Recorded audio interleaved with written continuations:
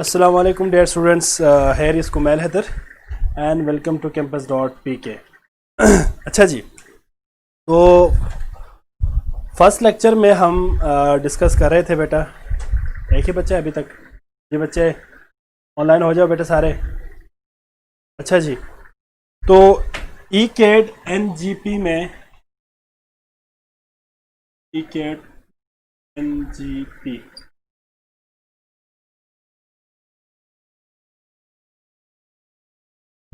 जी बेटा, अरबाज हाशिर अली फजर जी बेटा आ जाए। लेक्चर ज़रा स्टार्ट कर लेते हैं बेटा, ज़रा एक दो मिनट वेट कर लेते हैं, बाकी बच्चे भी आ जाएं। अच्छा जी, हम फर्स्ट लेक्चर में डिस्कस कर रहे थे बेटा valence shell electron pair repulsion theory को।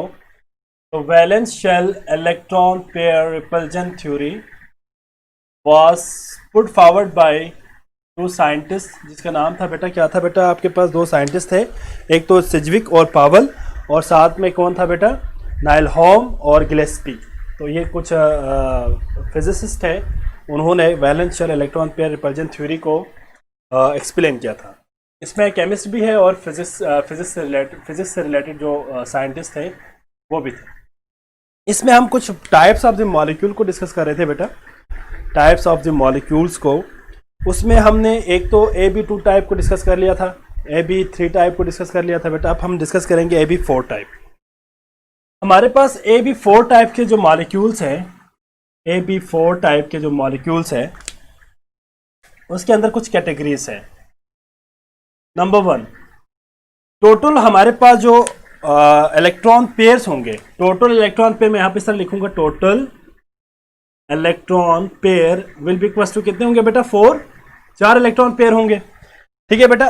फर्स्ट केस हमारे पास ये है कि भाई या तो आपके पास ये हो कि भाई लोन पेयर आपके पास 0 हो, बॉन्ड पेयर आपके पास 4 हो और लोन पेयर आपके पास 0 हो। फर्स्ट केस आपके पास ये है। सेकंड कैटेगरी ये होगा बेटा, सेकंड कैटेगरी विल बी आपके पास बॉन्ड पेयर हो 3 और लॉन पेयर हो आपके पास 1। एक पॉसिबिलिटी ये हो गया। और एक और पॉसिबिलिटी है बेटा, दैट इज,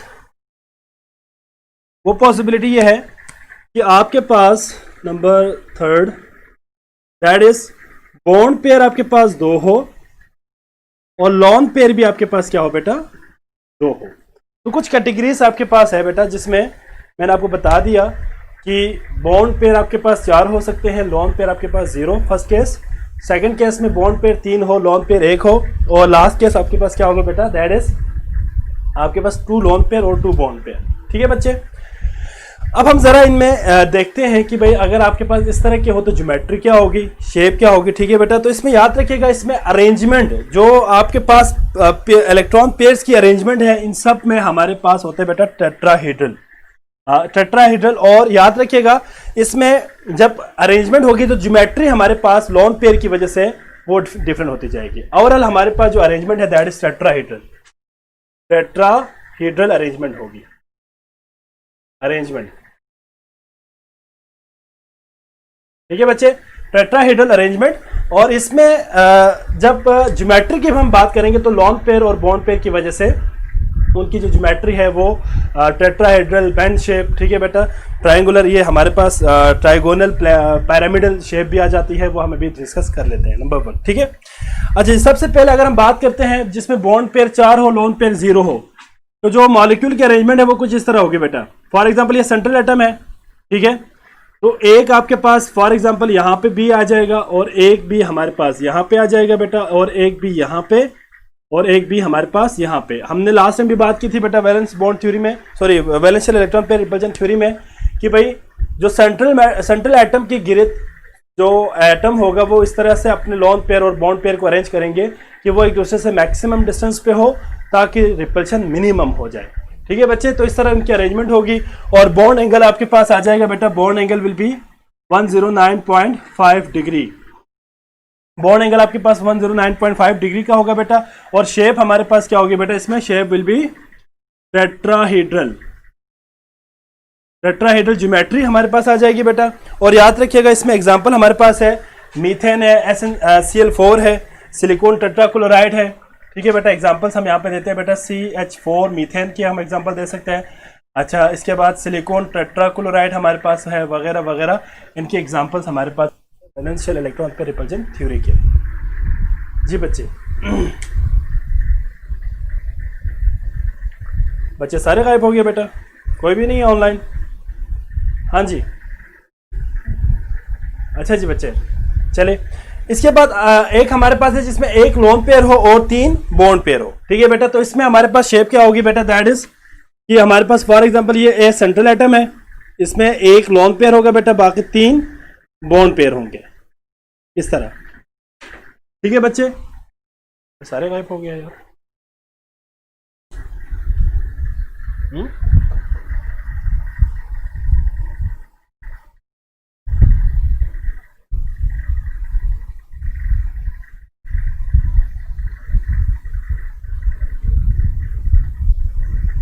अच्छा जी, ठीक है बच्चे। अब यहां पे जो बॉन्ड एंगल होगा बेटा, that is less than 120, sorry less than 109। इसका जो आपका एंगल होगा वो 109 से क्या होगा बेटा, 109 से लेस हो जाएगा, ठीक है, लेस देन 109 डिग्री। और याद रखिएगा बेटा, ये 109 डिग्री से कम क्यों हो गया बेटा, due to the presence of lone pair of electron, क्योंकि हमें पता है कि लोन पेयर ज्यादा रिपल्शन काज करते हैं as compare to bond pair. तो लोन पेयर की वजह से, लोन पेयर, वालेकुम सलाम बेटा, लोन पेयर की वजह से क्या हुआ बेटा, यहाँ पे लोन पेयर की वजह से जो बॉन्ड एंगल है वो शिरिंग हो गया, वो कम हो गया है। इसकी जो है ना, अगर आप बात करें तो यहाँ पे इसकी जो इलेक्ट्रॉन की डेंसिटी है वो ज्यादा जगहों पे जो है एक्सटेंड होते हैं बेटा, जिसकी वजह से ये क्या करते हैं, ज्यादा इलेक्ट्रॉन डेंसिटी एक्सटेंड होने की वजह से ये इसको भी रिपेल कर देंगे, इसको भी रिपेल कर देंगे। एज ए रिजल्ट होगा क्या, जो बॉन्ड एंगल है वो शिरिंग होके 109 से कम हो जाएंगे, ठीक है बेटा, लेस देन 109। इसमें एग्जांपल है अमोनिया है, नाइट्रोजन ट्राइफ्लोराइड है, अमोनिया है बेटा, अमोनिया एग्जांपल है, नाइट्रोजन ट्राइफ्लोराइड है बेटा, ठीक है। और इसकी शेप होगी ट्राइगोनल pyramidal, ठीक है बेटा, trigonal pyramidal, that is the shape of the molecule, geometry of the molecule या shape of the molecule, trigonal pyramidal, ठीक है। ट्राइगोनल pyramidal होंगे, 3D स्ट्रक्चर होगा इनका, ठीक है बेटा, क्लियर हो गया बेटा सबको ये। इसके बाद जिसमें 2 बॉन्ड पेयर हो और 2 लोन पेयर हो, तो इसमें क्या होगा बेटा आपके पास, फॉर एग्जांपल ये सेंट्रल एटम है ए, एक लोन पेयर यहां पे है, एक लोन पेयर यहां पे फॉर एग्जांपल है, तो इसकी जो शेप होगी वो कुछ इस तरह से होगी, बी और बी। इसमें भी आपके पास जो बॉन्ड एंगल है बेटा, दैट इज लेस देन 109.5, ठीक है बच्चे। तो यहां पे ये बात आपने याद रखनी है। और इसकी शेप होगी बेटा बेंड शेप होगी बेटा, या वी शेप हम इसको कह सकते हैं। एग्जांपल हमारे पास वाटर है बेटा, हाइड्रोजन सल्फाइड है, ठीक है, इसके अंदर एग्जांपल है वाटर, हाइड्रोजन सल्फाइड, ठीक हो गया बच्चे, क्लियर हो गया सबको यहां तक। तो हमने valence shell electron pair repulsion theory में AB4 टाइप मॉलिक्यूल्स के 3 केसेस स्टडी किया बेटा, एक में लोन पेयर बॉन्ड पेयर के हिसाब से, तो हमारे पास डिफरेंट इनकी ज्योमेट्री होगी और डिफरेंट इनकी शेप्स होगी, ठीक है बच्चे, क्लियर हो गया सबको। अच्छा जी, मैं एक बात आपको बताना चाह रहा था बेटा, वो ये है कि आपको ऑब्वियसली आपका सिलेबस बहुत ज़्यादा लेंथी है, सिलेबस ज़्यादा है आपका, ठीक है, एक एक्स्ट्रा लेक्चर भी मैं ले रहा हूँ सुबह, आपको पता है। तो अब मैंने ये सोचा है कि ज़रा आपका ये जो आगे के जो चैप्टर्स हैं उसमें मैं आपको स्लाइड्स भी बनाऊंगा, स्लाइड्स भी बना के आपके सामने स्क्रीन पे डिस्प्ले भी हो जाएंगे, ठीक है। स्क्रीन में बताता हूँ बेटा इसके बारे में, स्क्रीन पे डिस्प्ले भी हो जाएंगे, साथ में आपका जो है कम टाइम पे ज़्यादा से ज़्यादा टॉपिक कवर भी हो जाएंगे, ठीक है बच्चे। इसमें मैं ये करूँगा कि टॉपिक्स को आपको स्लाइड्स के फॉर्म में आपके सामने डिस्प्ले हो जाएंगे, मैं उसको एक्सप्लेन करूँगा साथ साथ, और उससे रिलेटेड MCQs को मैं बोर्ड पर सॉल्व करूँगा, ताकि इससे ये होगा कि आपके एक तो मैक्सिमम MCQs भी यहाँ पे आ जाएंगे, साथ ही साथ आपके टॉपिक्स भी कवर हो जाएंगे, ठीक है बेटा। इसके बाद वर्कशीट के फॉर्म में मैं ज़्यादा से ज़्यादा MCQs आपको प्रोवाइड करूँगा, आप उन MCQs के प्रैक्टिस करें, और अगर कोई प्रॉब्लम हो तो आप मुझसे डिस्कस किया करें, ठीक है बच्चे। तो मैं कल से जो है ये प्लान बना रहा हूँ कि आपका जो है साथ साथ स्लाइड सिस्टम भी हो, ताकि सिलेबस थोड़ा जल्दी से आगे कवर हो जाए, ताकि आपका बाद में जो टेस्ट सेशन है, ये जो बाद में आपके लिए प्रैक्टिस के लिए टाइम मिल जाए, ठीक है बच्चे। एंगल हमेशा लेस देन होगा या इक्वल भी हो सकता है बेटा, देखिए इसमें इक्वल नहीं हो सकता। अगर लॉन पेयर आ जाए ना, लॉन पेयर आ जाए तो लॉन पेयर की इलेक्ट्रॉनिक डेंसिटी ज्यादा होती है, जब उसकी इलेक्ट्रॉन की डेंसिटी ज्यादा एक्सपोज होना बेटा, तो उसको क्या, वो बॉन्ड पेयर को रिपेल कर देंगे।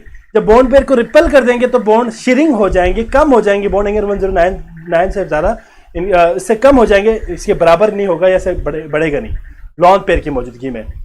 यहाँ पे अगर आप देखें जिसमें 2 लोन पेयर हैं, इसमें आपके पास 104 तक जाते हैं, 104 तक जाते हैं। अमोनिया की केस में आपके पास फॉर एग्जांपल इसमें देखें तो 107.5 डिग्री तक जाता है, लेस देन 109। अगर हम वाटर की बात करें तो 104 पॉइंट समथिंग आएगा।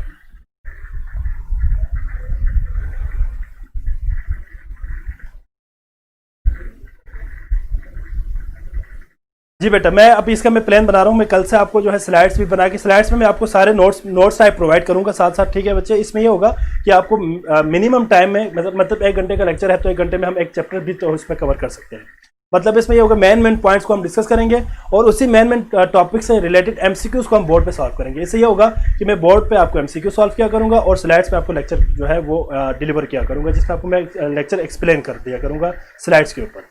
इसका फायदा ये होगा कि कम टाइम में ज़्यादा हमारा सिलेबस निकल जाएगा। अभी मैं साथ साथ ये सारी चीज़ें लिखता रहूँ और साथ साथ यहाँ पे फिर एमसीक्यूज भी लिखता रहूँ तो फिर टाइम नहीं होना।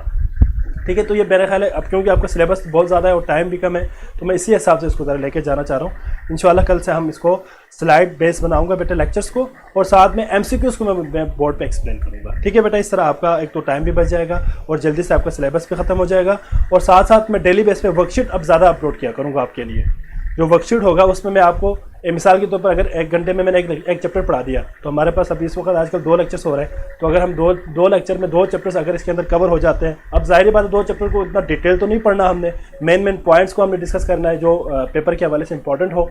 ठीक है बच्चे, तो उससे रिलेटेड मैं एमसीक्यूज क्लास में भी सॉल्व करवा दिया और साथ साथ मैं आपको वर्कशीट के फॉर्म में 2 चैप्टर्स के अगर मैं आपको अपलोड कर दूँ, 2 चैप्टर्स के अगर मैं एमसीक्यूज अपलोड कर दूँ तो आजकल मैं 9-10 एमसीक्यूज कर रहा हूँ, तो 2 चैप्टर्स की अगर मैं बात करूँ तो 30, 35, 40 एमसीक्यूज मैं आपको अपलोड कर दूंगा। अब 40 एमसीक्यूज अपलोड करूंगा विद की, तो आप उसको प्रैक्टिस करें तो आपके भी टाइम बच जाएंगे और मेरे भी टाइम बच जाएंगे और आपका सिलेबस भी टाइम पे कवर अप हो जाएंगे। ठीक है बच्चे, तो कल से हम स्लाइड्स वाला सिस्टम इंशाल्लाह कल से शुरू कर रहे हैं। मैं आज में प्लानिंग बना रहा था इसका, क्योंकि इस हिसाब से अगर मैं चलते जाऊँ तो बेटा आपका जो है 29 तक इतना ज़्यादा सिलेबस फिर ऑर्गेनिक ख़त्म हो सकता है या इनऑर्गेनिक में काफ़ी चैप्टर टॉपिक्स रह जाएगा, फिर बहुत फास्ट नहीं जाना पड़ेगा, फिर आपको कुछ समझ नहीं आएगा। तो एमसीक्यूज और मेन पॉइंट्स को मैं बोर्ड पे डिस्कस करूंगा, बाकी मैं आपको स्लाइड्स के फॉर्म में आपसे डिस्कस करूंगा। ठीक है बच्चे, इंशाल्लाह वो हम कल से शुरू करेंगे। आज तो हम इसी तरह बोर्ड पे ही सारी चीज़ें कर लेंगे। ठीक है बेटा, तो यह था बेटा आपके पास valence shell electron pair repulsion theory, जिसमें आपने एमसीक्यूज के हवाले से अब जो बात याद रखनी है वो ये है, बैटरी लो हो गया बेटा, मैं ज़रा बैटरी अपलोड हो गया, मैं ज़रा करता हूँ बेटा। अच्छा जी, ठीक हो गया, मैं ज़रा देखता हूँ बेटा 1 मिनट।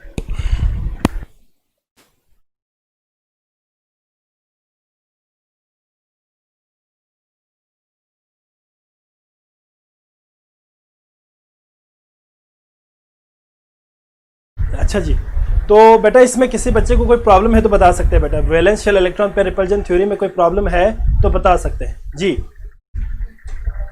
जी बच्चे, इसमें एक एमसीक्यूज इंपॉर्टेंट एमसीक्यूज ये आ सकता है बेटा कि अगर आपसे पूछे कि what is the characteristic bond angle of the tetrahedral geometry, तो आपने याद रखनी है बेटा दैट इज 109.5 डिग्री। ये एमसीक्यूज है, इसको भी याद रखिएगा। एमसीक्यूज पॉइंट ऑफ व्यू से बहुत इंपॉर्टेंट है बेटा। अगर आपके पास एक टेट्राहेड्रल ज्योमेट्री हो, किसी भी मॉलिक्यूल की टेट्राहेड्रल ज्योमेट्री हो, तो टेट्राहेड्रल ज्योमेट्री के अंदर याद रखिएगा जो कैरेक्टरिस्टिक बॉन्ड एंगल है दैट इज 109.5 डिग्री। ठीक है बच्चे, क्लियर हो गया बेटा सबको? इसमें कोई प्रॉब्लम किसी का है तो बता सकते हैं जी बच्चे। क्लियर है सबको? ये बेटा valence shell electron pair repulsion theory clear है सबको जी बच्चे? नेक्स्ट आपके पास आ जाता है बेटा that is valence bond theory, VBT valence bond theory. इसको मैं शॉर्टली यहाँ पे एक्सप्लेन करूंगा बेटा। Valence shell electron pair repulsion theory की कुछ लिमिटेशंस हमने सुबह डिस्कस की थी बेटा, जिसमें वो बॉन्ड फॉर्मेशन को एक्सप्लेन नहीं कर सकता था।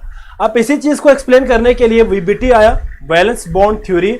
अब वैलेंस बॉन्ड थ्योरी का काम क्या है बेसिकली, इस थ्योरी की मदद से हम किसी भी मॉलिक्यूल के अंदर बॉन्ड फॉर्मेशन को एक्सप्लेन कर सकते हैं। मतलब एक बॉन्ड आपके पास कैसे बनेगा वो बेसिकली हम यहां से एक्सप्लेन कर सकते हैं। ठीक है बच्चे, इसको बेसिकली दिया था पाउलिंग ने, वैलेंस बॉन्ड थ्योरी को पेश किया था पाउलिंग ने।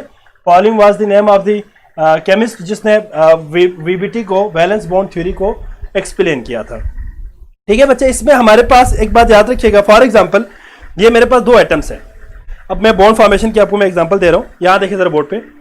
फॉर एग्जांपल ये एक एटम है और ये एक एटम है। जरा गौर से मेरी बात सुनना बेटा, मैं पॉइंट्स को यहां पे एक्सप्लेन कर रहा हूं। According to valence bond theory, ये थ्योरी कहती है कि अगर हम दो एटम्स के दरमियान बॉन्ड बनाए तो दोनों एटम अपने एक ऑर्बिटल को और ये भी अपने एक ऑर्बिटल को क्या करेंगे बेटा, एक दूसरे के साथ ओवरलैप करवा देंगे। ओवरलैप से मुराद क्या है बेटा, इंटरमिक्स करवा देंगे। जब वो अपने एक ये एटम और एक ये एटम अपने एक एक ऑर्बिटल को जब आपस में इंटरमिक्स करेंगे तो दोनों के दरमियान एक इलेक्ट्रॉन इस एटम से आएगा, एक इलेक्ट्रॉन इस एटम से आएगा। मीन टू से एक बॉन्ड बनाने के लिए एक इलेक्ट्रॉन इस एटम से और एक इलेक्ट्रॉन इस एटम से जब इनके इलेक्ट्रॉन और साथ में ऑर्बिटल आपस में इंटरमिक्स करेंगे तो आपके पास क्या बनेगा, बॉन्ड बनेगा।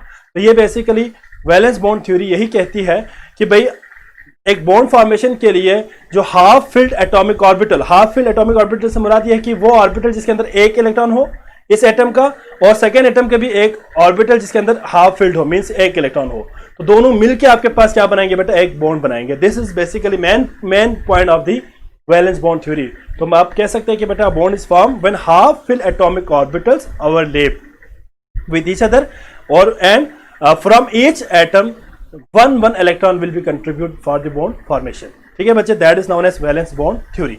इसको हम वैलेंस बॉन्ड थ्योरी कहते हैं बेटा। और याद रखिएगा इसमें एक पॉइंट भी यहां पे मैं इजाफा करूंगा बेटा कि ओवरलैपिंग से याद रखिएगा जितने ज्यादा ओवरलैपिंग हो बेटा, ओवरलैपिंग जितनी ज्यादा होगी हमारे पास बॉन्ड की bond strength will be increase. मतलब आप कह सकते हैं ओवरलैपिंग जो है वो डायरेक्टली प्रोपोर्शनल है किससे बेटा, बॉन्ड स्ट्रेंथ के साथ। मतलब आपके पास जितने ज्यादा ओवरलैपिंग हो जाएंगे उतने ज्यादा हमारे पास बॉन्ड स्ट्रेंथ इंक्रीज होती जाएगी। ठीक है बेटा, तो this is the main point. और याद रखिएगा इसमें हमारे पास एक और बात भी याद रखिएगा बेटा कि दोनों ऑर्बिटल्स के अंदर से एक एक इलेक्ट्रॉन से ज्यादा इलेक्ट्रॉन कभी भी नहीं आ सकते। मतलब आप ये कह सकते हैं कि भाई 3 इलेक्ट्रॉन 4 इलेक्ट्रॉन मिलकर एक बॉन्ड नहीं बना सकते। एक बॉन्ड के लिए आपके पास एक इलेक्ट्रॉन एक एटम से आएगा और एक इलेक्ट्रॉन दूसरे एटम से आएगा। दोनों से एक एक इलेक्ट्रॉन आने के बाद आपके पास एक मुकम्मल कंप्लीट बॉन्ड बनेगा by the overlapping of the atomic orbitals. ठीक है बच्चे, तो ये आपके पास वैलेंस बॉन्ड थ्योरी के हवाले से मेन पोस्टुलेट थी बेटा। इसमें आपके पास जो मेन इंपॉर्टेंट कॉन्सेप्ट है वो बेसिकली सिग्मा बॉन्ड और पाई बॉन्ड की फॉर्मेशन है। एक आपके पास है बेटा सिग्मा बॉन्ड और एक है आपके पास पाई बॉन्ड। ठीक है बच्चे, अगर हम बात करते हैं सिग्मा बॉन्ड की तो याद रखिएगा बेटा सिग्मा बॉन्ड इसको हम किस तरह लिखेंगे बेटा, जरा यहां पे देखिए जरा। फॉर एग्जांपल मेरे पास एक एटॉमिक ऑर्बिटल है, जरा बोर्ड पे देखिए बेटा, मैं इसको इस तरह समझा रहा हूं आपको। फॉर एग्जांपल ये मेरे पास एक एटॉमिक ऑर्बिटल है पी ऑर्बिटल्स के। फॉर एग्जांपल ये डंबल शेप होते बेटा यूं। ठीक है बेटा, फॉर एग्जांपल एक ये मेरे पास पी एक्स है। अगर ये फॉर एग्जाम्पल एक और पी एक्स के साथ मिले या फॉर एग्जाम्पल एक एस के साथ मिले, फॉर एग्जाम्पल एस के साथ आपस में ओवरलैप कर, दोनों से एक एक इलेक्ट्रॉन आएगा बेटा, इससे भी एक इलेक्ट्रॉन आएगा, इससे भी एक इलेक्ट्रॉन आएगा। ऑब्वियसली जब ये आपस में मिलेंगे एक दूसरे के साथ तो ये हेड टू हेड ओवरलैपिंग करेंगे। क्या करेंगे बेटा, हेड टू हेड ओवरलैपिंग से कुछ इस तरह की शेप बनेगी। फॉर एग्जाम्पल मैं आप इसको समझाने के लिए कर रहा हूं, एक छोटा लूप बनेगा, एक बड़ा लूप बनेगा यूं इस तरह। ठीक है बच्चे, अब ये जो आपके पास this will represent the S character and this will represent the P character, तो आपके पास कुछ इस तरह की ओवरलैपिंग होगी। जब ये आपस में एक दूसरे के साथ ओवरलैपिंग हो जाएंगे तो इलेक्ट्रॉन की डेंसिटी मैक्सिमम कहां पे होगी बेटा, इस एक्सिस पे होगी, इस लाइन में होगी। इलेक्ट्रॉन की मैक्सिमम डेंसिटी यहां पे होगी और इसको हम कहते हैं सिग्मा बॉन्ड। तो हम यहां पे कह सकते हैं sigma bond is form when head to head overlapping of atomic orbitals. अगर atomic orbital head to head overlapping करे तो सिग्मा बॉन्ड बनेंगे बेटा।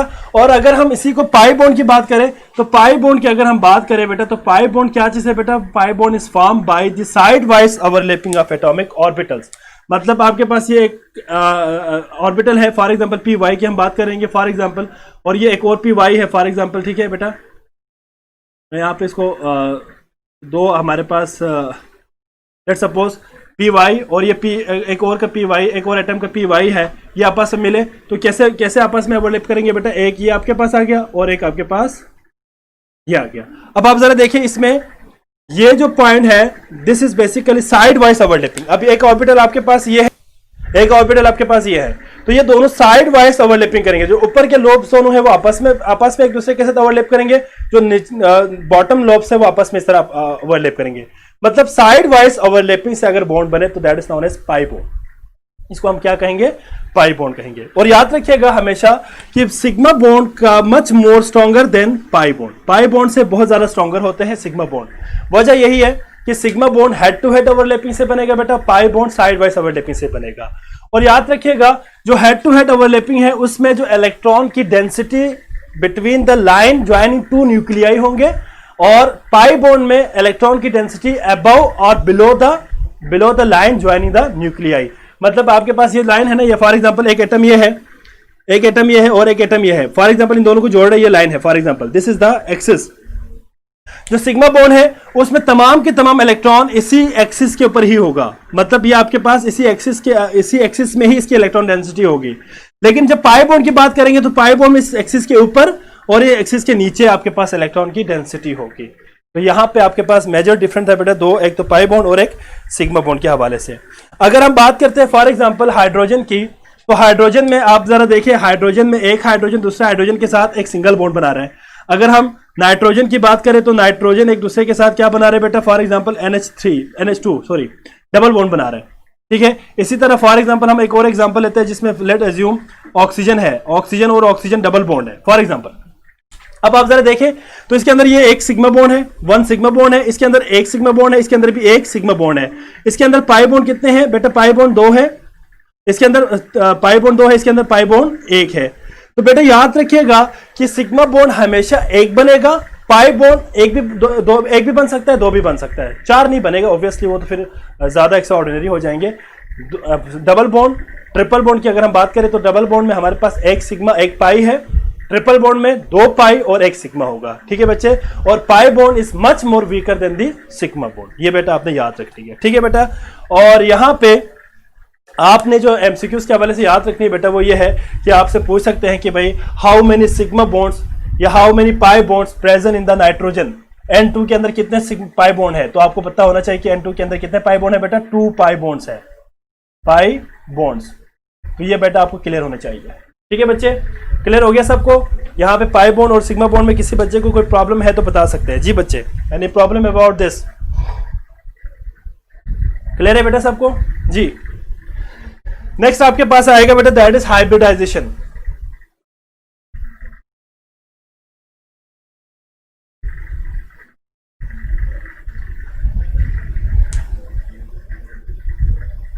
जी बेटा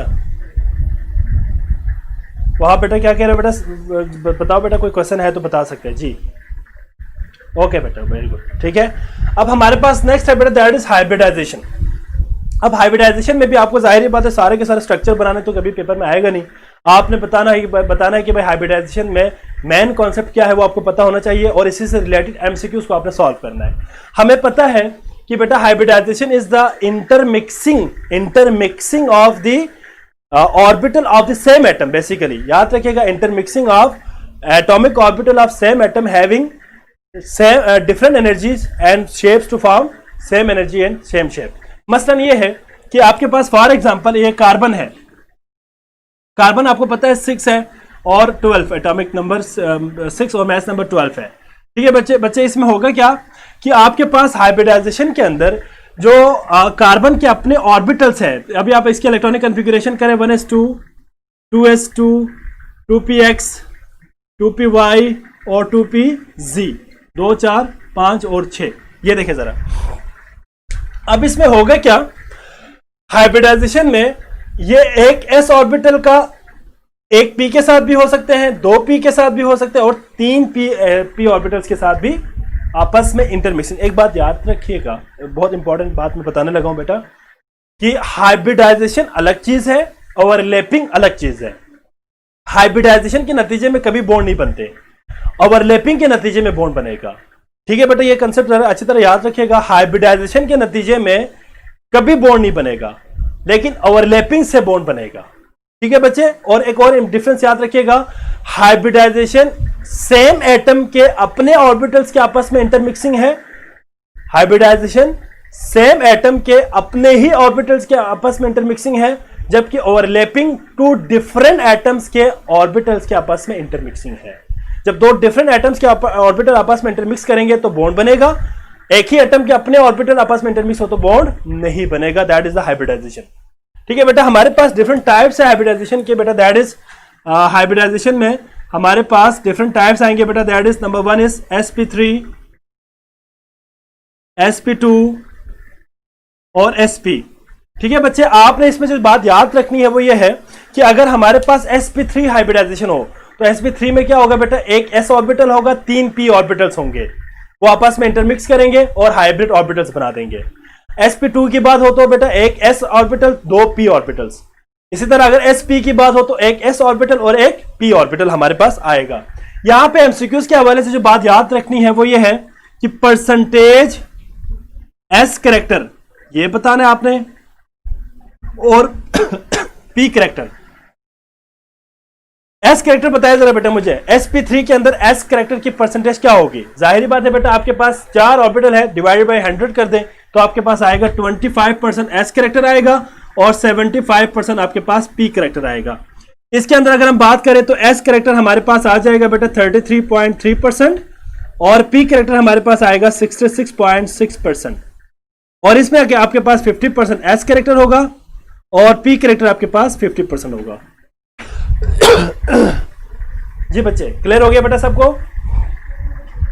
हाँ जी, जी बेटा क्लियर हो गया बेटा सबको? यहाँ पे परसेंटेज ऑफ s कैरेक्टर और परसेंटेज ऑफ p कैरेक्टर आपको क्लियर है बेटा? अगर एमसीक्यूज में आपसे पूछे कि sp3 के अंदर p कैरेक्टर आपने बताना है बेटा, परसेंटेज ऑफ p कैरेक्टर, तो आपने इसी तरह कैलकुलेट करना है। ठीक हो गया बच्चे? किसी बच्चे को इसमें कोई प्रॉब्लम है तो बता सकते हैं। जी बच्चे क्लियर है बेटा? इसके बाद बात आती है बेटा, याद रखिएगा जो sp3, sp2 और sp की शेप क्या होगी। तो याद रखिएगा बेटा, sp3 में हमेशा टेट्राहेड्रल शेप होगी, टेट्राहेड्रल शेप होगी बेटा, और बॉन्ड एंगल याद रखिएगा 109.5 डिग्री होगा। ठीक है बेटा, bond angle will be 109.5 degree and shape will be tetrahedral. और इसमें एक बात याद रखिएगा बेटा कि एग्जांपल हमारे पास मीथेन है, जो हम ऑर्गेनिक कंपाउंड्स की अगर हम बात करें, मीथेन हमारे पास एग्जांपल आ जाएंगे बेटा। ठीक है, अच्छा इसके अलावा आपके पास sp2 की अगर हम बात करें तो sp2 में हमारे पास 30.3% s कैरेक्टर है और 66.6% p कैरेक्टर है।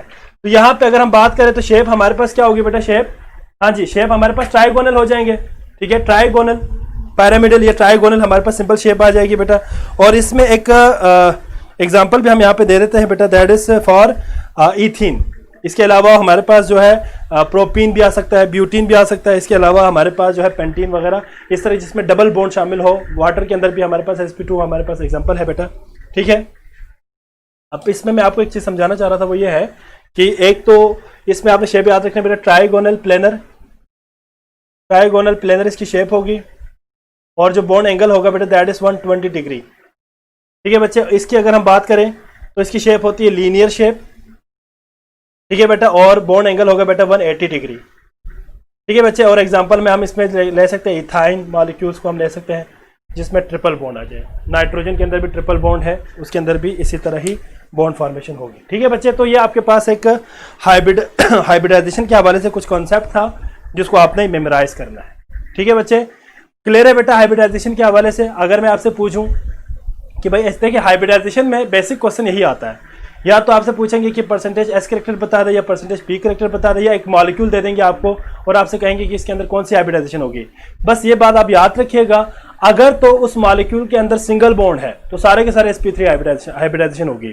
अगर तो आपके पास एग्जाम्पल दे रहे हैं जिसमें वो डबल बॉन्ड वाले शामिल हो तो याद रखिएगा उसके अंदर sp2 हाइब्रिडाइजेशन होगी। अगर ट्रिपल बॉन्ड वाले कोई एग्जाम्पल आपको दे देते हैं तो उसके अंदर ऑब्वियसली sp हाइब्रिडाइजेशन होगी। ठीक है बच्चे, तो क्लियर हो गया सबको? इसमें कोई प्रॉब्लम तो नहीं है जी। एक मैं आपको एक सवाल दे रहा हूं एग्जांपल एमसीक्यूज के हवाले से, जरा मुझे बताना है बेटा कि आपने इसके अंदर कौन सी हाइब्रिडाइजेशन होगी। ठीक है बच्चे, एग्जांपल जल्दी से मैं आपको यहां पे एमसीक्यूज के हवाले से दे रहा हूं। जी बच्चे, ये आपके पास एक मॉलिक्यूल है जिसका नाम है बेटा 2-ब्यूटीन, या इसको हम इसका एक और नाम भी दे सकते हैं बेटा, ब्यूट-2-ईन। जी, अब इस एग्जांपल में मुझे बता दे बेटा कि इसके अंदर हाइब्रिडाइजेशन कौन सी होगी। ऑप्शन ए है sp3, ऑप्शन बी है sp2, ऑप्शन सी है sp, और ऑप्शन डी है for example both A and B. जी बच्चे, मुझे इसका आंसर पता है जल्दी से। आपके पास एक एग्जांपल है 2-ब्यूटीन, टू ब्यूटीन के अंदर आपने मुझे बताना है कि हाइब्रिडाइजेशन कौन सी होगी, sp3 होगी, sp2 होगी या sp होगी या बोथ a एंड b होगी। जल्दी बताएं मुझे। जी बेटा वेरी गुड, जल्दी से। sp2 मोमिन बेटा ज़रा सोचो बेटा, आप ज़रा सोचे बेटा। जी जी, इसीलिए तो मैंने आपको कहा था कि इस तरह के टेक्निकल एमसीक्यूज आ जाते हैं। मोमिन बेटा sp2, वहाब sp2। जी बेटा बाकी बता रहे बेटा, जफीर, फरवा बेटा डी। वेरी गुड बच्चे फरवा। और कोई है जो बता दे मुझे। हाँ जी, इसके अंदर डी ऑप्शन सही है। क्यों डी ऑप्शन सही है बेटा? अगर आप देखें तो इसके अंदर सिंगल बॉन्ड है तो इसके अंदर sp3 है, इसके अंदर डबल बॉन्ड है sp2 है, इसके अंदर सिंगल बॉन्ड है sp3। इसका मतलब है इस मॉलिक्यूल के अंदर sp2 भी है sp3 भी है। और ऐसे भी एग्जांपल आ सकता है जिसमें sp2 भी हो, sp3 भी हो और sp भी हो। चलो एक एग्जांपल उसका भी दे देते हैं, एक एग्जांपल हम उसका भी दे देते हैं बेटा। फॉर एग्जांपल मैं एक एग्जांपल दे रहा हूं।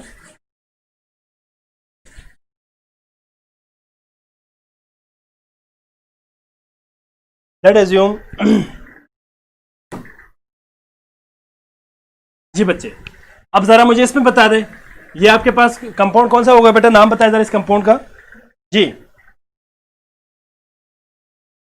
हाँ जी, 1 2 3 4 5 6 6 है ना। हेक्स 1 इन 5 आइन, इस कंपाउंड का नाम है हेक्स 1 इन 5 आइन। अब बता दें इसके अंदर हाइब्रिडाइजेशन कौन कौन सी होगी बेटा? आपसे पूछ सकते हैं for example sp3, B option है, sp2, सी ऑप्शन है, sp और डी ऑप्शन है all of this, all of this. जी बच्चे अब बताया जरा इसमें कौन सा हाइब्रिडाइजेशन होगी? जी बेटा जल्दी डू फास्ट, जल्दी से रिप्लाई दे दे। All of this, very good Farwa. और ऑब्वियसली ना बेटा देखिए आपके पास ट्रिपल बॉन्ड भी है, सिंगल बॉन्ड भी है, डबल बॉन्ड भी है। इट मींस कि हमारे पास इस मॉलिक्यूल के अंदर तीनों टाइप के हाइब्रिडाइजेशन है। तो आपने कभी कंफ्यूज नहीं होना कि भाई अगर आपको कोई एग्जांपल दे दे तो वो आप इसको, बच्चे अक्सर कंफ्यूज हो जाते हैं कि सर इसके अंदर तो हाइब्रिडाइजेशन एक ही होनी चाहिए। नहीं, मॉलिक्यूल के अंदर तीनों भी हो सकती है, एक भी हो सकते हैं, दो भी हो सकते हैं, तीनों भी हो सकती है। बात सिंपल ये थी। एक और एग्जांपल मैं आपको बता रहा हूँ, हाइब्रिडाइजेशन से रिलेटेड एक और एग्जांपल भी मैं आपसे पूछने लगा हूँ बेटा। एक एमसीक्यूज और हम यहाँ पे डिस्कस कर लेते हैं, जिसमें हाँ जी एक मॉलिक्यूल है,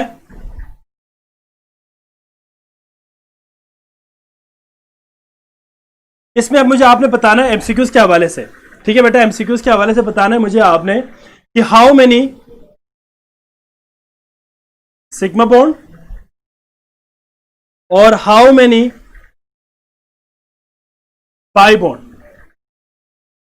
जी बच्चे एमसीक्यूज के हवाले से इंपॉर्टेंट है, जरा मुझे बताइए बेटा। पहले हमारे पास क्वेश्चन बन सकता है सिग्मा बॉन्ड कितने हैं इसके अंदर?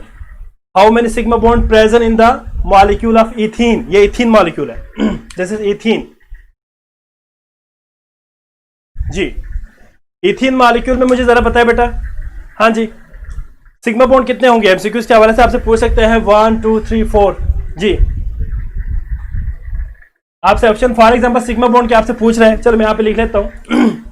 सिग्मा बॉन्ड के लिए आपसे पूछ रहे हैं फॉर एग्जांपल 2 3 4 5। वेरी गुड बेटा, sigma bond very good. Sigma bond 5 है, पाई बॉन्ड 1 है। क्लियर हो गया ना बेटा? नहीं बेटा सिग्मा बॉन्ड 2 नहीं है। सिग्मा बॉन्ड यहां काउंट करना जरा, 1 2 3 4 5।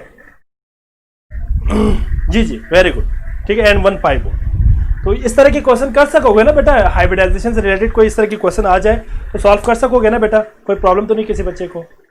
हाँ जी एक और सवाल मैं आपसे एमसीक्यूज के हवाले से पूछना चाह रहा हूं, दैट इज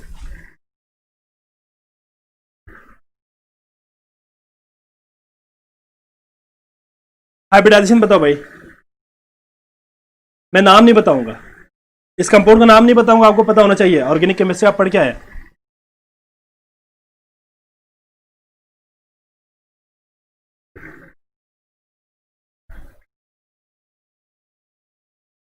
जी जी बच्चे एक मॉलिक्यूल मैंने दिया है C2H4। आपने बताना है बेटा कि हाइब्रिडाइजेशन क्या होगी इसके अंदर, कार्बन की हाइब्रिडाइजेशन ऑब्वियसली पूछ रहे हैं आपसे, जल्दी बताएं मुझे। हाँ जी,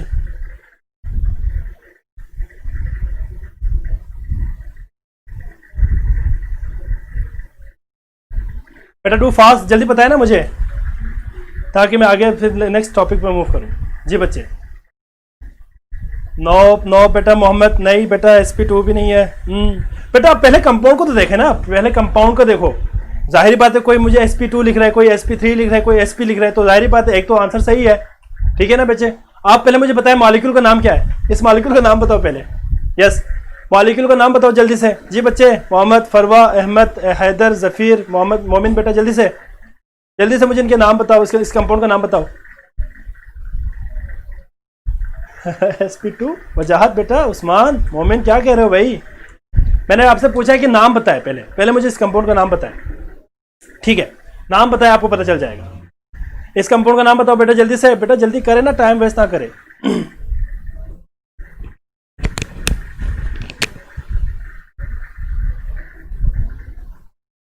नहीं बेटा, नहीं, इथीन नहीं है बेटा, इथीन नहीं है, सॉरी, ठीक है, जल्दी से बताए बेटा। इथीन है या इथाइन है? इथीन, नॉट इथेन, इथीन है ये बेटा। ये देखे ना, यही मॉलिक्यूल नहीं है, देखो ऊपर लिखा हुआ है, 2 कार्बन है, 1 2 3 4 हाइड्रोजन है, तो दिस इज इथीन। यही मॉलिक्यूल मैंने यहां पे लिख दिया था बेटा, जरा आप कॉमन सेंस यूज करें ना।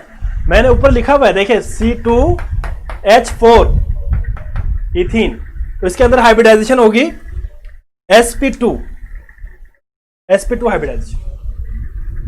तो आई थिंक सो बेटा, क्लियर हो गया सबको? जी बच्चे, क्लियर हो गया?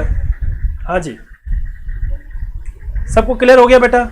ओके बेटा, तो मतलब मैं नेक्स्ट टाइम भी इसी तरह करूंगा, लेक्चर आपको मैं स्लाइड्स पे रन करूंगा, साथ में एक्सप्लेन करूंगा, बोर्ड पे एमसीक्यूज इस तरह के प्रैक्टिस करेंगे। ठीक है बच्चे, इस तरह आपकी प्रैक्टिस भी हो जाएगी और सिलेबस भी जल्दी खत्म हो जाएगा। ठीक है बेटा? हाँ जी, नेक्स्ट टॉपिक है molecular orbital theory. Molecular orbital theory, जी बच्चे, मॉलिक्यूलर ऑर्बिटल थ्योरी जाहिर बात है मॉडर्न थ्योरी है बेटा। Molecular orbital theory is the modern theory among these, जिसमें बॉन्ड फॉर्मेशन की हम बात करेंगे। इसके अंदर भी जाहिर बात है कुछ पॉस्टुलेट्स हैं, उन तमाम को मैं यहाँ पे डिस्कस करने की कोई ज़रूरत नहीं है, सिर्फ और सिर्फ जो मेन इंपॉर्टेंट पॉइंट्स है उसको हमने यहाँ पे डिस्कस करना है। ठीक है बच्चे, मॉलिक्यूलर ऑर्बिटल थ्योरी में ये बात याद रखिएगा कि हमारे पास मॉलिक्यूलर ऑर्बिटल थ्योरी के अंदर 2 किस्म के ऑर्बिटल्स होते हैं। एक हमारे पास molecular bonding molecular orbitals BMO, और एक होता है बेटा anti bonding molecular orbitals BMO and ABMO। 2 किस्म के हमारे पास orbital, single and double bond दोनों प्रेजेंट हो।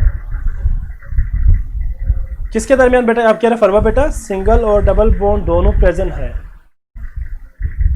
ठीक है बच्चे, मोमिन बेटा सिंगल और डबल बॉन्ड देखे आपने कार्बन पे देखना है। हाँ, अच्छा सवाल किया बेटा फरवा, एक बात याद रखिएगा बेटा, हाँ ये मैं बताना पहले भूल गया था, आपने डबल बॉन्ड और सिंगल बॉन्ड को कार्बन टू कार्बन देखना है। कार्बन और हाइड्रोजन के दरमियान सिंगल बॉन्ड है, उसके अंदर आपने कोई हाइब्रिडेशन की बात नहीं करनी, वो जाहिर बात है, वो तो आपके पास सिंगल एक जो कार्बन का हाइड्रोजन के साथ एक बॉन्ड है। अगर आप कार्बन और हाइड्रोजन कभी डबल बॉन्ड नहीं बना सकते। ठीक है बच्चे, कार्बन मेन सेंट्रल एटम हमारे पास कार्बन है, तो कार्बन टू कार्बन देखना है आपने। Carbon to carbon double bond है तो sp2 है, carbon to carbon triple bond है तो sp3 है, carbon to carbon single bond है तो sp3 है। ठीक है बच्चे,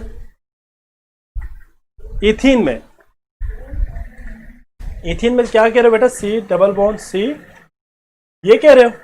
ये देखें जरा आप, इसमें आपके पास carbon to carbon bond double bond है। जी बेटा, मैंने कार्बन टू कार्बन का पूछा था। जाहिर बात है हाइब्रिडाइजेशन होती भी कार्बन की है ना, कार्बन टू कार्बन की हमने बात करनी होती है। कार्बन टू हाइड्रोजन के अंदर जो हाइब्रिडाइजेशन कभी नहीं होगी ना बेटा, मैंने आपको पहले भी कहा था कि हाइब्रिडाइजेशन हमेशा एक ही एटम के अपने ऑर्बिटल्स के दरमियान होगी बेटा, और जो ओवरलैपिंग है वो 2 डिफरेंट एटम्स के ऑर्बिटल्स के दरमियान होगी।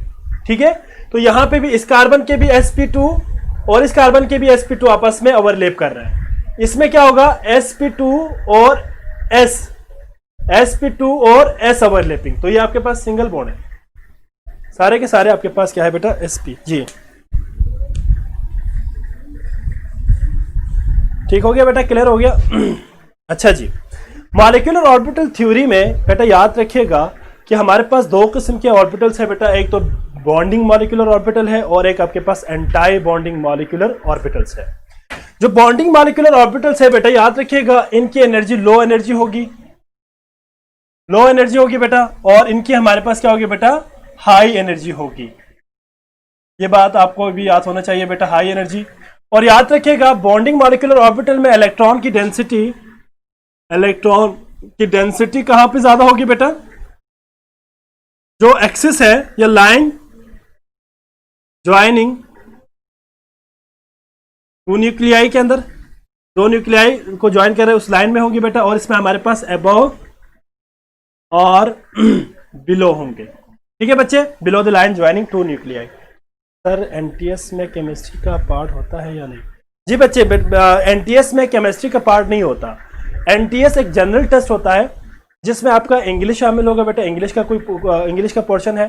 ठीक है, इसके बाद मैथमेटिक्स में भी खास तौर पे जो आपका ये एनालिटिकल पोर्शन है जिसमें अजीब व गरीब क्वेश्चन आते हैं बेटा, मैं आपको क्या बताऊँ, मैंने 2-3 दफ़ा दिया है, मैंने गेट का दिया था, एनटीएस नहीं दिया था। उसमें बेसिकली क्वेश्चंस आपके सब्जेक्ट से रिलेटेड नहीं आते, एनटीएस में सब्जेक्ट से रिलेटेड कभी नहीं आएगा बेटा। ठीक है, ये जनरल टेस्ट होते हैं, ये जो एनटीएस हो गया, ये गेट हो गया बेटा, ये जनरल टेस्ट होता है जिसमें आपके पास 3 पोर्शन है। एक तो आपका आएगा जनरल नॉलेज, जिसमें आपसे पूछ सकते हैं भाई, फॉर एग्जांपल मैं कह रहा हूँ कि पाकिस्तान का जो है वजीर तालीम कौन है, ठीक है, वजीर तालीम कौन है, इस तरह के सवाल आ सकते हैं। या आपसे पूछ सकते हैं कि भाई कि कौन सा सिटी, वो मतलब which one of the following city is also known as the city of flower या सिटी ऑफ लाइट, मतलब इस तरह के जनरल नॉलेज पूछते हैं। या फॉर एग्जांपल आपसे पूछ सकते हैं कि भाई तुर्की के वज़ीर आज़म का नाम क्या है, ठीक है, सदर वही वज़ीर आज़म सदर जो भी है, ठीक है। या फॉर एग्जांपल आपसे पूछ सकते हैं कि अमेरिका के वज़ीर ख़ारिजा का नाम क्या है, यह जनरल नॉलेज है।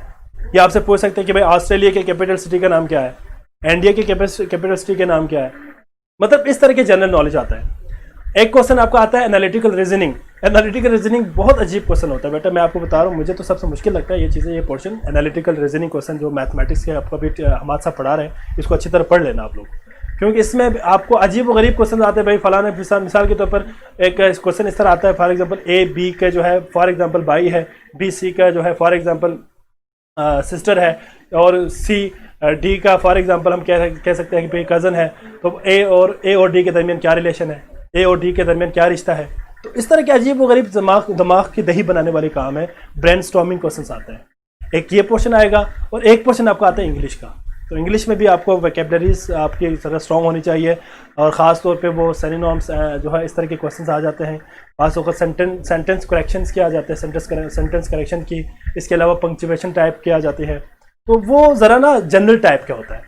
बाकी केमिस्ट्री का जो पोर्शन शामिल होगा, फिजिक्स का पोर्शन शामिल होगा, मैथ्स का पोर्शन शामिल होगा, ये आपकी यूनिवर्सिटी टेस्ट के लिए होता है। फॉर एग्जांपल अगर आपने ई-केट देना है तो ई-केट में ऑब्वियसली केमिस्ट्री के एक पोर्शन शामिल है, फिजिक्स के एक पोर्शन शामिल है, मैथ्स के एक पोर्शन शामिल है, इंग्लिश के एक पोर्शन शामिल है। इसी तरह अगर फॉर एग्जाम्पल आप लम्स में टेस्ट देना चाह रहे हैं, इसका क्या फ़ायदा है बेटा? अहमद किसका पूछ रहे हो? वहाँ बेटा मैं आपको बता रहा हूँ, एग्जाम्पल दिया है, एक एनालिटिकल रीजनिंग क्वेश्चन का एग्जांपल दिया था मैंने। फायदा जाहिर बात है एनटीएस का ये होता है, आजकल तो ये मेजॉरिटी यूनिवर्सिटीज़ ने अपने ही एक गेट वो खुद लेती है टेस्ट। पहले तो ये था कि आप अगर किसी यूनिवर्सिटी में एडमिशन लेना हो, ये खास तौर पे एमफिल के लिए होता है, एमएस एमफिल पीएचडी के लिए, और कुछ यूनिवर्सिटीज़ बीएस के लिए भी इसको ऑफर करती है। तो उसमें यह होता है कि आपने अच्छा ठीक हो गया। तो मैं बताना ये चाह रहा था कि टेस्ट कभी भी आपका जो यूनिवर्सिटी है ना उसके ऊपर डिपेंड करती है कि कुछ यूनिवर्सिटीज एनटीएस को एक्सेप्ट करती है, कुछ नहीं करती है। एनटीएस 2 साल के लिए वैलिड होता है बेटा, आप एक दफ़ा टेस्ट देंगे तो 2 साल के लिए वो चल जाएगा। जिस तरह आइल्स है, टॉफिल है, इस तरह के जो टेस्ट नहीं होता वो भी आपके पास एक खास ड्यूरेशन के लिए होता है, 2 साल 3 साल 1 साल 2 साल के लिए। तो ये भी आपके पास इस तरह है, कुछ यूनिवर्सिटीज इसको एक्सेप्ट करती है, कुछ नहीं करती। ठीक है ना। आजकल तो मेजॉरिटी यूनिवर्सिटी अपनी ही टेस्ट लेते हैं बेटा, वो खुद ही अपनी जो है एक टेस्ट कंडक्ट करती है, जिसमें आपके पास सब्जेक्ट भी देते हैं, बाज़ औक़ात सब्जेक्ट से नहीं देते, बाज़ औक़ात जनरल वो टेस्ट देते हैं। अच्छा, सूट का कलर सेम है बेटा, ठीक है जी, मुबारक हो फिर आपको।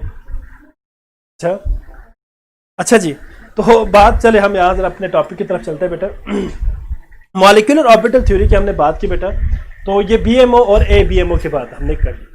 इसमें जो MCQs के हवाले से जो बात हमने यहाँ पे करनी है, वो सारे स्ट्रक्चर्स बनाने की हमें जरूरत कोई नहीं है। अगर आपसे कोई पूछे पेपर में कि भाई हीलियम He2 के आपने बताना है कि what is the bond order, जी बच्चे बॉन्ड ऑर्डर क्या है, what is the bond order of helium, आपसे ऑप्शन ए पूछेंगे 0 1 2 3। जी बच्चे बताएं जरा मुझे, हाँ बच्चे जरा बताएं मुझे कि what is the bond order of helium He2 molecule. जी बच्चे बताएं जरा। बॉन्ड ऑर्डर निकालने का फार्मूला है, bond order is equal to number of bonding electron minus number of anti bonding molecule और anti bonding electron divided by 2। जी ये फार्मूला है। बताएं जरा मुझे कि बॉन्ड ऑर्डर ऑफ हीलियम, सामने बुक होंगे बेटा, आप लोग देखे बता देंगे मुझे, बताएं जल्दी से बताएं ना बेटा। हीलियम एटॉमिक नंबर आपके पास है 2 एटॉमिक नंबर है, 4 एटॉमिक मास है। बॉन्ड ऑर्डर बताए बेटा, जल्दी से बताओ ना बेटा, टाइम वेस्ट क्यों कर रहे हो? टाइम वेस्ट ना करे बेटा, मेरे पास अब 10 मिनट है, आपका टेस्ट भी लेना है मैंने। जी बच्चे बताए जरा बॉन्ड ऑर्डर ऑफ हीलियम। मैं बताऊं बेटा, यहां देखें फॉर एग्जाम्पल, एक हीलियम ये है, एक हीलियम ये है, atomic orbital of one helium atom and atomic orbital of another helium atom. याद रखिएगा जितने एटॉमिक ऑर्बिटल्स मिलेंगे, जितने एटॉमिक ऑर्बिटल्स मिलेंगे, वेरी गुड फरवा बेटा, ए ऑप्शन सही है। अब ये ए ऑप्शन सही कैसे है वो हम जरा देखेंगे, ए ऑप्शन सही कैसे है वो देखेंगे बेटा। जी जी बिल्कुल बिल्कुल बिल्कुल बेटा, क्या नाम लिखा हुआ यार, आरमुगन वहां बेटा, ए बिल्कुल ऑप्शन सही है बेटा। अब मैं जरा इसको एक्सप्लेन करने लगा हूं, इधर देखिए जरा कि फॉर एग्जांपल हमारे पास दो, देखिए मॉलिक्यूलर ऑर्बिटल थ्योरी के अंदर याद रखिएगा जितने एटॉमिक ऑर्बिटल्स मिलेंगे उतने ही मॉलिक्यूलर ऑर्बिटल्स बनेंगे, ठीक है बच्चे। अब एक हमारे पास एटॉमिक ऑर्बिटल इसका है और एक एटॉमिक ऑर्बिटल इस हीलियम का है। फॉर एग्जांपल ये हीलियम है 1 और ये हीलियम है 2, ठीक है। जब ये एक दूसरे के करीब आएंगे, एक दूसरे के करीब आएंगे बच्चे, तो ये दो मॉलिक्यूलर ऑर्बिटल्स बनाएंगे। एक ये आ गया,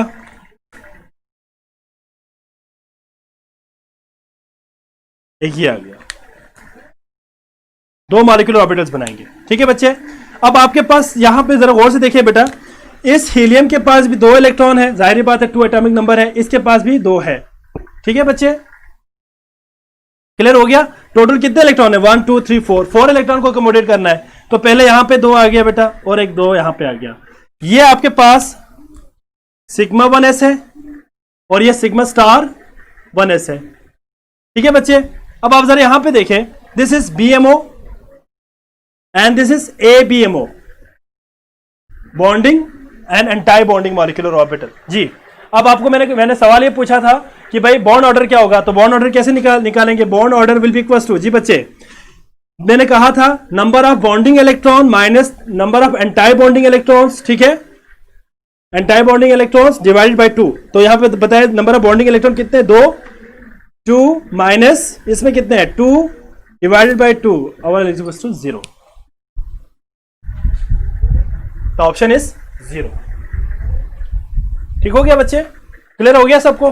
हाँ जी बताए ना बेटा, जल्दी से बताए, मेरा गला बैठ गया है, जल्दी बताए जरा। हाँ जी कोई प्रॉब्लम बेटा इसको इसमें किसी को? अच्छा जी बताए जरा बेटा, इस तरह के MCQs आगे तो कर सकोगे ना? जी बेटा बॉन्ड ऑर्डर बता सकोगे? जी बेटा क्लियर है? जी बच्चे बता देना बेटा। अहमद, अरबाज, अरमगन, पता नहीं क्या लिखा हुआ है, फरवा, हैदर, जफीर, मोहम्मद। जी बच्चे बताए जल्दी से। क्लियर हो गया बेटा ये आप कैसे फाइंड करेंगे बॉन्ड ऑर्डर को? अच्छा जी एक बहुत इंपॉर्टेंट MCQs है ECAT के हवाले से बेटा, दैट इज मुझे बताना आपने ये है कि which one of the following is paramagnetic. Paramagnetic बताना है बेटा मुझे। Option A O2, B O2-2, C O2+2, D all of this. जी बच्चे बताए जल्दी से। सर नाइट्रोजन का बता दें बेटा। नाइट्रोजन का पूरा स्ट्रक्चर यहां पे ड्रा करने की जरूरत नहीं है। नाइट्रोजन में बॉन्ड ऑर्डर 3 आएगा, 3 बॉन्ड ऑर्डर आएगा बेटा। वो डायग्राम ड्रा करें ना, वो सारे डायग्राम ड्रा करने की यहां पे जरूरत नहीं है। किसी भी मॉलिक्यूल का बॉन्ड ऑर्डर 0 होगा बेटा। हीलियम देखे, सिवाय नोबल गैसेस के अलावा बाकी किसी का 0 नहीं होगा बस। तकरीबन क्या तकरीबन बेटा, समझ नहीं आई है। सर जी कमेंट आपको लेट मिल रहा है बेटा। मुझे जितने जब जो ही मेरे सामने शो हो जाए, अरमगन है मेरा नाम, ठीक है बेटा। अरमगन ठीक है बेटा जी। बेटा जब भी जो ही मुझे आपका कमेंट आ जाए ना बेटा, मैं आपको आंसर करता हूँ। बस मेरे सामने, जाहिर बात है वो ज़रा डिस्टेंस स्टडी है ना बेटा ये, तो ऑब्वियसली एकदम सामने तो नहीं आता ना। फिजिकल क्लास में आप सामने क्वेश्चन करेंगे तो टीचर बता देता है। खैर, मैंने आपसे क्वेश्चन पूछा है बेटा। क्वेश्चन ये पूछा है कि इनमें से मुझे बताना है कि जो पैरामैग्नेटिक बिहेवियर किसका है। जल्दी से बताया बेटा मुझे। पैरामैग्नेटिक और डायमैग्नेटिक, मैं दोबारा रिपीट कर रहा हूँ। पैरामैग्नेटिक बिहेवियर मींस क्या है बेटा, जिसमें अनपेयर्ड इलेक्ट्रॉन हो और वो मैग्नेट की तरफ क्या करे, अट्रैक्शन शो करे। डायमैग्नेटिज्म किसे कहते हैं? डायमैग्नेटिक प्रॉपर्टी या डायमैग्नेटिज्म कहते हैं जिसमें लोन पेयर ऑफ इलेक्ट्रॉन हो और मैग्नेट की तरफ अट्रैक्ट ना करे। जी अब जरा मुझे इसका ऑप्शन आंसर बताए बेटा।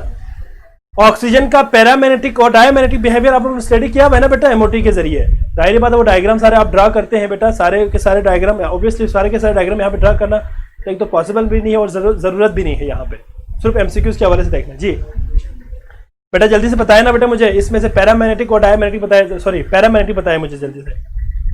जी बेटा जल्दी बताया मुझे paramagnetic behaviour of oxygen.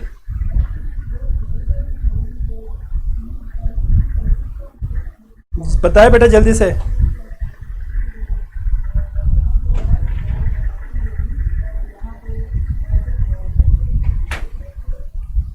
I think D.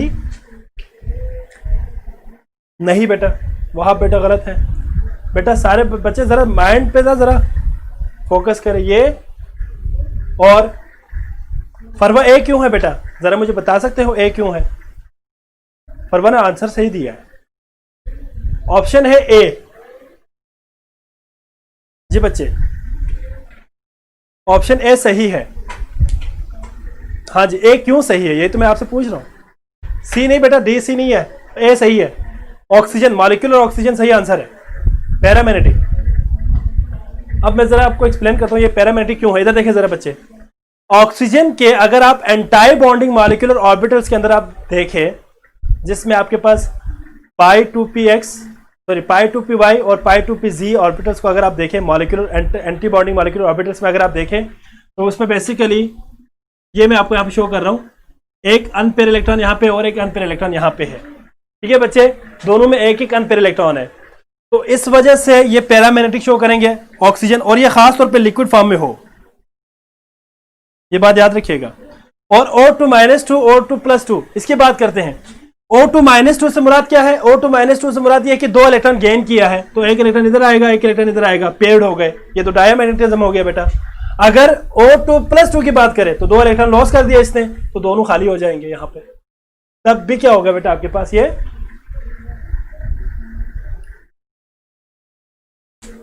Charge नहीं है, इसलिए नहीं बेटा, चार्ज वाली बात नहीं है। आपने बताने बेटा, मैंने आपको रीजन तो बता दिया है।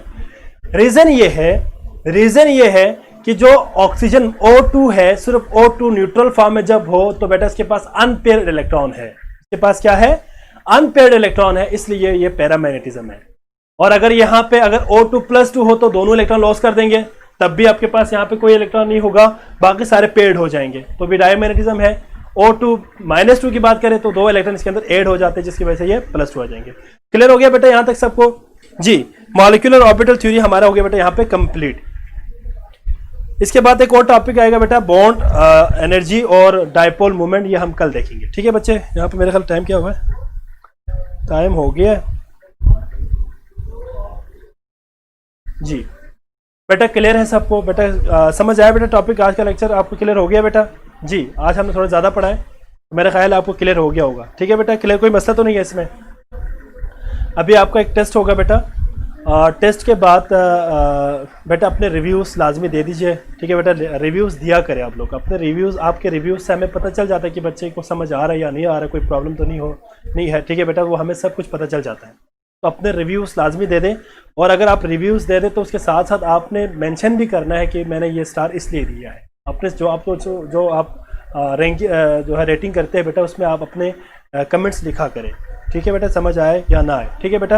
अच्छा जी, अभी आपका टेस्ट होगा, टेस्ट के बाद फिर जो है मैं आपसे जल्द चाहूँगा। ठीक है बेटा, बस सिर्फ 1 मिनट देते हैं मुझे।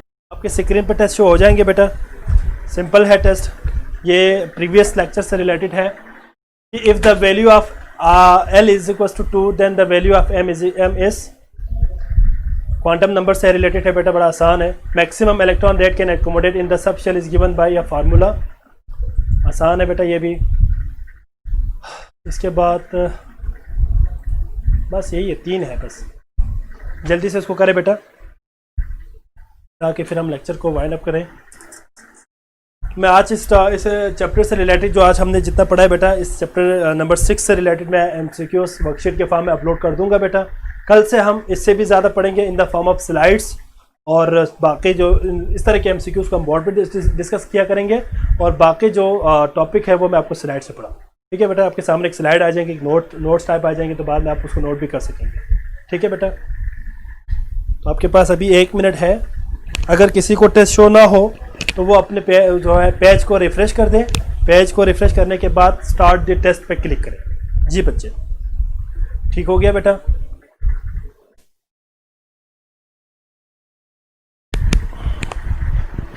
आपके पास 20 सेकंड्स है बेटा। समझ नहीं आया बेटा? फर्स्ट क्यों नहीं समझ आया बेटा? जी बस ये 10 मिनट।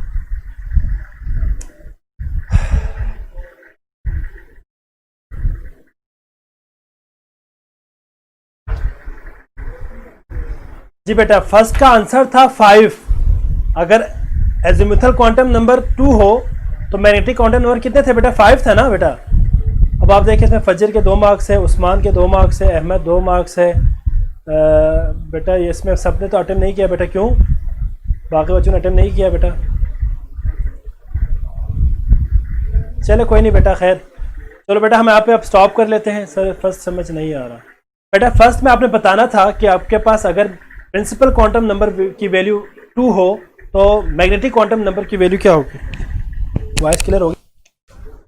मैग्नेटिक क्वांटम नंबर की वैल्यू क्या होगी? ठीक है, अच्छा जी आवाज़ तो आ रही है बेटा, यहाँ पे क्लियर है? ठीक है बच्चे, तो यहाँ पे हम अपना लेक्चर स्टॉप कर लेते हैं बेटा। ठीक है बच्चे, मैंने ये कहा था कि अगर प्रिंसिपल क्वांटम, देखिए एजिमुथल क्वांटम नंबर की वैल्यू L की वैल्यू अगर फॉर एग्जांपल 2 हो तो मैग्नेटिक क्वांटम नंबर की वैल्यू 5 होगी। जाहिर बात है मैग्नेटिक क्वांटम नंबर हमारे पास d ऑर्बिटल के लिए था।